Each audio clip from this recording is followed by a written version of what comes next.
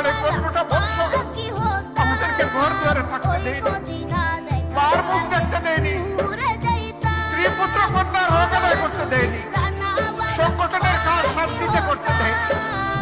আমরা যখন পালিয়ে বেরিয়ে গেছিলাম তখন বুক খুলে আপনারা আলিঙ্গন করে আমাদেরকে আশ্রয় দিয়েছেন। জীবনের ঝুঁকি নিয়ে, ইজ্জতের ঝুঁকি নিয়ে আপনারা আমাদেরকে আমাদেরকে ধরতে এসে আপনাদেরকে ধরে নিয়ে গিয়েছে। এক পর্যায়ে আমাদেরকে মুক্তি দিয়েছে, কিন্তু আপনাদেরকে মুক্তি দেয় নাই, জিদ মিটিয়েছে। কেন তোমরা তাদেরকে আশ্রয় দিলে? আপনাদের এই ঋণ কিভাবে আমরা পরিশোধ করব? এর কোনো প্রতিদান আমাদের কাছে নাই। যার কাছে প্রতিদানের চাবি সেই আল্লাহর দরবারে দোয়া করি, আল্লাহ যেন পূর্ণ প্রতিদান দুনিয়া এবং আখিরাত দুই জায়গায় আপনাদেরকে দান করেন। আপনারা শুধু আশ্রয় দেন নাই ভাই, আপনারা সব কিছু আমাদের দিকে এগিয়ে দিয়েছিলেন, হাত বাড়িয়ে দিয়েছিলেন।